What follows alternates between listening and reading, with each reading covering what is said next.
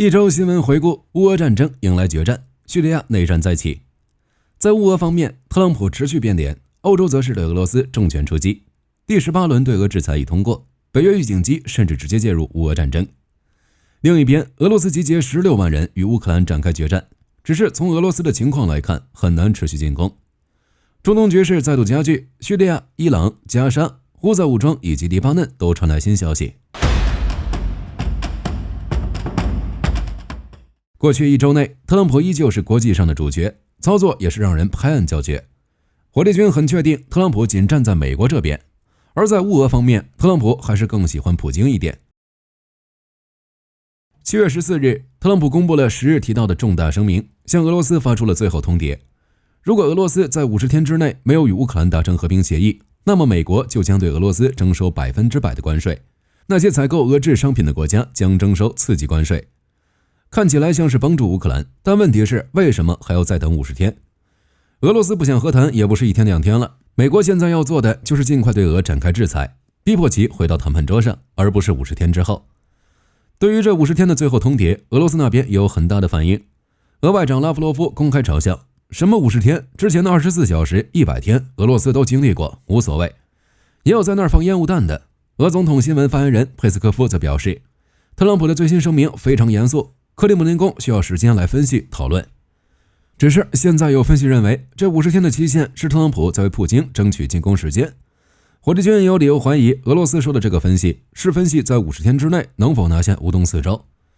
在对乌支持上，特朗普在采访时证实会向乌克兰提供现代化武器以及更为积极的武器军援计划。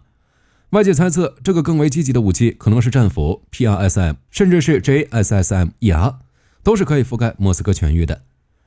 不过在7月15日，特朗普又站出来辟谣了，强调乌克兰不应该瞄准莫斯科，美国也不会向乌克兰提供 JSSM。 只能说特朗普这一系列操作直接把美国之前树立的大哥形象败得一点都不剩。之后欧洲要站起来，在内部选一个老大，美国也怪不得任何人。在7月18日，各大媒体报道一则爆炸新闻，西摩赫什发布了一篇文章，名字叫做《泽连斯基的末日》，内容就是泽连斯基的日子屈指可数，将被迫下台，扎卢日内将取代泽连斯基。如果泽连斯基拒绝下台，就会被特朗普强行罢免。就火力军来说，这无论怎么看都是俄罗斯的宣传，而且违反常理，根本不可能实现。也许是美国内部看不下去了，在7月19日，美国众议院以353票支持、76票反对的压倒性优势，否决了116号修正案。该修正案的目的就是切断对乌克兰军事援助，言外之意就是确定在美国2025年8320万美元军费中包含对乌克兰无偿军事援助。美国国防部长赫格塞斯也将参与拉姆施泰因会议，重新参与援乌事宜。不过现在还只是支持，并非确定援助，结果如何，火力军将持续关注。相比较特朗普的摇摆不定，欧洲的态度很坚定，直接对俄罗斯重拳出击，不仅实施第18轮对俄制裁，还派遣预警机飞入乌克兰领空。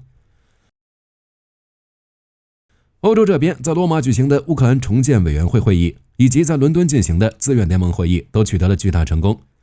确定了乌俄停火后重建乌克兰，并保证乌克兰的安全。乌克兰问题特使凯洛格也于7月14日抵达基辅，开展为期1周的正式访问。另一边，特朗普向俄罗斯下达最后50天的通牒后，北约秘书长吕特也来到白宫与特朗普会晤，并证实乌克兰将获得大量军事装备，包括防空、导弹和弹药。在某些情况下，北约国家会立即提供现有库存武器，之后从美国采购武器来替换。根据媒体的猜测，这批武器的价值将超过100亿美元。当然，就跟之前说的那样，这笔钱由北约出，而不是美国无偿援助。在援助基辅的同时，欧洲也在扩大自己的实力，提前做好战争的准备。在此之前，鹿特丹港为北约的军事武器预留码头，现在则是法国、德国站起来了。7月15日，法国发布了2025年国家战略评估，内容明确指出，俄罗斯是法国及其盟友乃至整个欧洲的最直接威胁。法国将在2030年之前做好欧洲爆发大规模战争的准备。另一边，德国表示将购买战斧导弹，计划于2026年部署在德国东部的发射场，从而使德国能在本土直接攻击俄罗斯。此外，在7月15日这一天，欧盟国家推出对俄罗斯的第18轮制裁，但过程并不顺利，匈牙利和斯洛伐克继续反对。不过这个问题在几天后就消失了。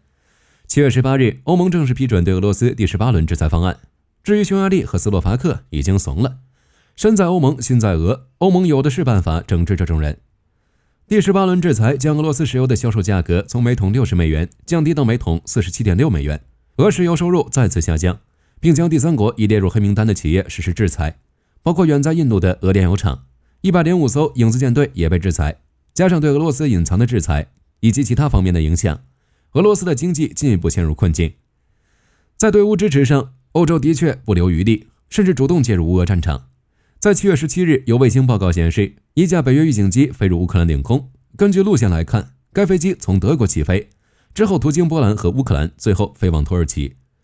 从表面上看，这只是北约预警机途经乌克兰，但问题在于，这是3年多来北约预警机首次进入乌克兰领空。在此期间有没有发生什么，谁也不知道。反正紧接着，乌军对俄发动大规模空袭，其中重点就是克里米亚。战场方向，乌克兰连续4天空袭莫斯科，自由军团再次攻入俄本土，俄军则是集结重兵，想要在50天的最后期限内取得进展。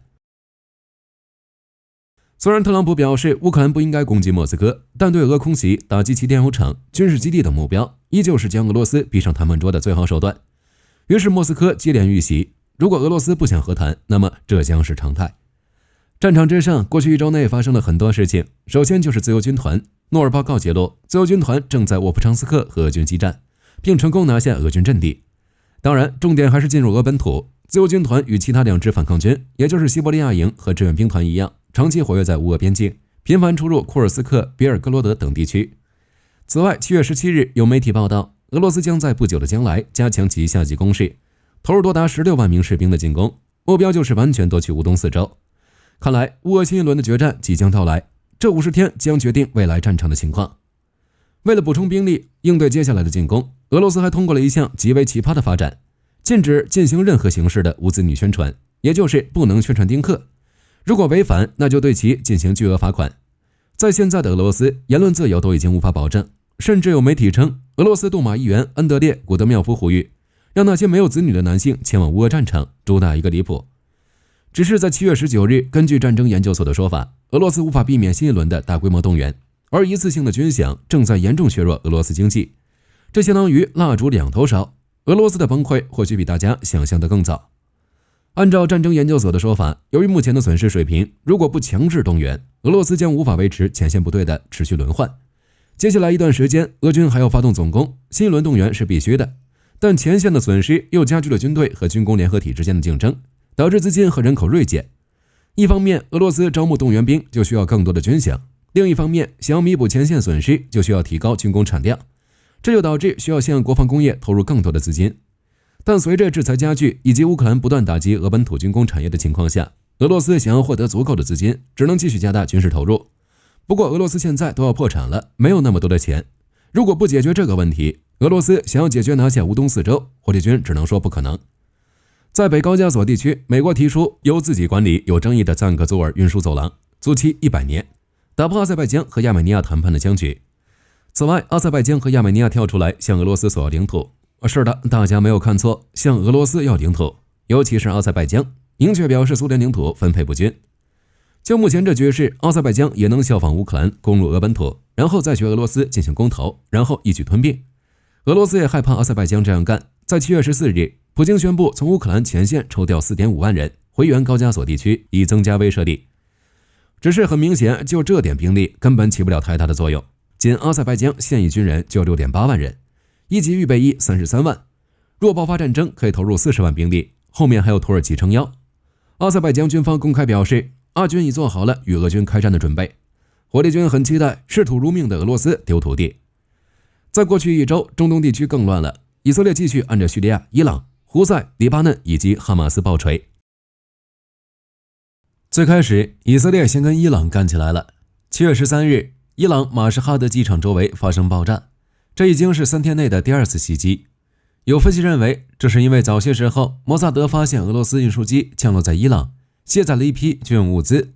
对此，伊朗一直没有做出回应，于是摩萨德就动手了。在伊朗境内德黑兰西南库姆市的一栋建筑楼发生爆炸，有报道称这里面是伊朗卫队的指挥官。哈梅内伊则表示，你不要再打了，再打我就要还手了，但没有选择打回去，而是让小弟替自己出头，比如胡塞武装。这没办法，自己刚挨过一轮打，并且俄罗斯的态度已经转变了。普京之前表示，伊朗没有浓缩铀的话，那我就送点。结果特朗普提出50天最后通牒后，普京反而开始敦促伊朗赶紧接受美国提出的零浓缩铀核计划。只能说通话还是有一定效果的。伊朗看俄罗斯这个25载变卦，也是直接表示莫斯科见死不救是不对的，主动权在伊朗手里。看来摩萨德还是要给伊朗来一下狠的，销毁伊朗全部的浓缩铀。至于以色列与胡塞、加沙的冲突则一直没断。胡塞武装时不时跳出来表示，我们用无人机、导弹袭击了以色列某机场，并继续阻止以色列相关船只在红海和阿拉伯海的航运活动。很明显，这是找揍。在7月21日，以色列还首次使用无人机打击胡塞武装。至于加沙地区，双方的停火方案依旧有很大的分歧。在7月14日，以色列向卡塔尔提交了一份新的方案，这已经是自本轮谈判启动以来第3份加沙地带撤军方案，涉及拟议的60天停火期间，以军在加沙地带的部署位置，之前的方案都遭遇哈马斯的强烈反对。关于和谈问题，双方依旧存在矛盾。一方面，在冲突持续的当下，和谈很难持续进行。另一方面，双方的停火问题有很大的分歧。以色列多次强调要摧毁哈马斯军事能力，确保加沙地带不再对以色列构成安全威胁，而哈马斯则要求任何谈判都必须以结束战争、以军完全撤出加沙地带、开放过境点和开始重建为基础。不过，在过去1周内，加沙也有好消息。在7月19日，有消息人士称，在卡塔尔的努力下，这一问题取得了部分进展。目前，以哈双方正在卡塔尔首都多哈进行新一轮的停火谈判，预计2周内达成协议。此外，以色列国防部长卡茨表示，黎巴嫩真主党正试图通过拉德万部队重新入侵以色列的能力。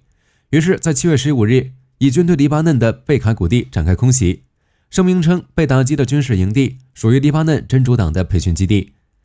之后，以军还使用无人机打击拉德万部队的武装人员。7月19日，以色列国防军表示，以军在黎巴嫩南部西亚姆地区使用无人机干掉了一名真主党成员。以上这些冲突只能说是过去的延续，火力军并不意外。最让火力军想不到的是，以色列竟然跟叙利亚干起来了。以色列之前打击伊朗核设施的时候，叙利亚还开放领空，让以空军战机在叙利亚上空加油。根据以色列时报的报道，叙利亚新政府总统朱拉尼还考虑与以色列关系正常化，为此甚至可以不再要求戈兰高地，只需要以色列承认新政府，并从叙利亚南部占领的地区撤军。都快谈好了，现在却又打起来了，原因很简单，叙利亚内部太乱了。在7月13日，因一名德鲁兹商人遭绑架，德鲁兹民兵和贝多因武装人士在叙利亚西南部爆发冲突。耶路撒冷邮报报道称，叙利亚政府军下属的民兵组织开始攻击德鲁兹人，双方在苏韦达爆发混战。在坦克等重型装备的加持下，政府军迅速夺取苏韦达圣城。德鲁兹人一看情况不对，直接向以色列求援，于是叙利亚政府就被空袭了。7月16日，以军出动战机对叙利亚展开空袭，重点就是政府军的坦克和装甲车等重型设备，甚至大马士革的总参谋部、国防部、总统府也都遭遇以军袭击。对此，朱拉尼表示，叙利亚有能力对以色列发动战争，只是鉴于后果难以控制，决定结束流血冲突，并与德鲁兹人达成了停火协议。之后，叙利亚政府军撤出苏维达地区，德鲁兹派别的领导人也表示，苏维达所有的军事行动都将结束，德鲁兹人将重新完全的融入叙利亚政府。其实，在7月17日，美国国务院就表示，美国不支持以色列在叙利亚的行动，并已经与以色列和叙利亚进行了交涉。7月18日，美国驻土耳其大使称，以色列与叙利亚已同意停火，之后叙利亚政府有限度的重返苏维达，彻底结束本次冲突。从本质上来说，这次冲突属于内部矛盾，在叙利亚政府还未彻底稳固的情况下，这种事可大可小，但不会发展成大规模冲突，更不会导致叙利亚解体。另一边，伊拉克油田也遭遇袭击，近期伊拉克库尔德自治区多处油田连续遭无人机袭击。在7月18日，伊拉克联合作战司令部发表声明称，伊拉克安全部队在北部尼尼微省与萨拉赫丁省的沙漠地区展开大规模搜查行动，重点覆盖多处仓库、山谷和洞穴。只能说，最近这段时间，中东的局势是一天比一天紧张，接下来会如何发展，我们拭目以待。在最新武器方面，过去1周也有新消息，美国的下一代驱逐舰已经批预算了。7月18日，美国国防新闻周刊报道，2026财年约编列1.335亿美元用于下一代驱逐舰的研发。根据当前爆出的消息，这款驱逐舰用于取代提康德罗加级、伯克级，排水量达到14500吨，比2024财年造舰计划提出的设计还要增加1000吨左右。装备96单元的垂发，其中32单元的空间可改装为12单元，以发射体积更大的导弹，也将装上定向能武器，计划在21世纪30年代初期采购。那么大的吨位，自然也有人提出了意见。在全球发展小型盾舰的情况下，美国海军建造一款万吨巨舰能起到多大的作用还不得而知。而且现在的主流应该是发展小型无人水面舰，美国海军这14500吨的驱逐舰难免会遭到质疑。本期视频到这儿就结束了，各位觉得乌俄战争会在50天内结束吗？可以在视频下方留言，大家一起讨论。喜欢的话不要忘记点点关注。我是火力军，下期见。